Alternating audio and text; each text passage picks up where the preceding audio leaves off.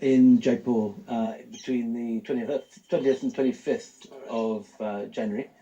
I directed along with the writer Namita Gokhale. All right.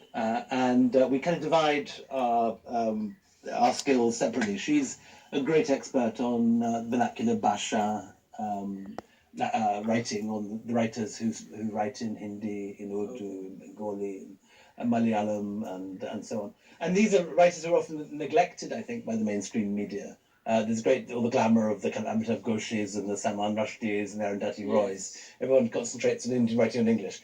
Namita's part of the thing is to find new stars in the different regional languages, which are often neglected by the media. My job is to bring in the international stars, people I've met on my book tours and so on. And this year we had 20,000 people through the gate. All free. It's the most democratic book festival we believe in the world. You don't have to be invited. You don't have to have a pass or know anyone. It's first come, first served. Totally free entry. If you get there first, you get the front seat. If you get there last, you sit on the floor. And there's no VIP area. There's no special treatment for celebrities. Everyone just. I think the thing that sees people most is not in the sense the literature sense. It was the prospect of seeing Nandita Das sitting on the floor, or Sheila Brown queuing for the loo, or Karen Tedfar waiting his turn for chai. And I think the VIP culture is so ingrained now here that when it's dismissed even for a weekend, it's something people are excited about. Could you provide your comments on the writing styles of the Indian writers such as Jhumpa Lahiri, Khushwant Singh, Salman Rushdie? Is there a common pattern in their writing? Indian writers are doing so well across the globe. Indian writing in English has been around for 25 years, 30 years now. I mean, it's a long time since Salman Rushdie won the Booker for Midnight Children, opening floodgates. In a sense, the story's moved on slightly now. The big new thing is the writing from Pakistan.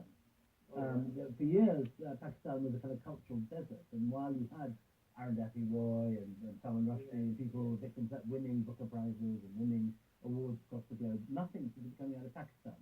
What's happening now is that all the turmoil and ferment in Pakistan has resulted in an incredible new wave of writers. Daniel Moinuddin, Kamla Shamsi, Mohsin Hamid, Muhammad Hanif, all these new generation of writers are producing really fine work. And so I think Indian writers now got competition. They've got to keep their end up now. But is there a difference in the pattern, the style of writing? Well, I mean, every writer is an individual. Each writer writes his own stuff.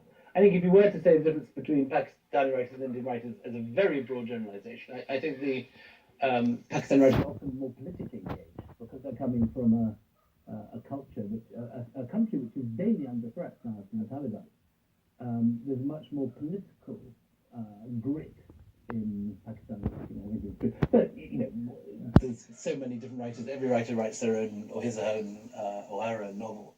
It's very difficult to make broad generalizations. Let's talk in detail about the characters in Nine Lives. Nine Lives is going to be out in the autumn, hopefully in October. It's the story of 9 different people, all real, none of them are made up. Some of the names I've changed, or some of the circumstances I've disguised. If they're like the Devdasi, you shouldn't write about these people revealing all their identity. Mm-hmm. Particularly if you're talking openly about the fact that they're HIV positive and practicing. These are things, obviously, which one has to be careful about. But my favourite, well, I've got some lovely stories, and I've had great fun tracking these people down. Please share those. The Teum dancer, for example, from northern Kerala. Teum is the great form of incarnation dance. The deities are called down into these dancers, and they become possessed. And the guy I interviewed, Hari Das, is a prison warder at Kannur Central Jail. And for 9 months of the year, or 10 months of the year, he is a prison warder. He's from a Dalit background. He's a labourer in his spare time. He builds wells with a team of other Dalits. He's from a very humble background. And he works in the big jail in central Kannur.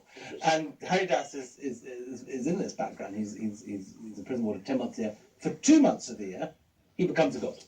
Oh. And he incarnates Vishnu particularly. Vishnumurti is his most famous term. But he also occasionally is called to do the dance of Gulagan, who's the kind of almost like a kind of exterminator deity. He's like the the most vicious side and most fearful side of Lord Shiva. What about the other characters we have?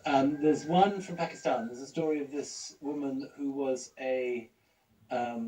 well, she's a triple refugee, extraordinary life. She born in Bihar, a Muslim. There was a communal riot in her village, and her parents and cousins were killed. But she saved her younger brothers, hid in the jungle, and eventually made her way to Bangladesh. Oh, At the time of the liberation of Bangladesh from Pakistan, she was one of the Urdu-speaking minority who then got attacked by the Bengali Bangladeshis and had to be sent off to, or was rescued by General Zia, who moved them over to Multan. Her family then sort of collapsed. They were put into an industrial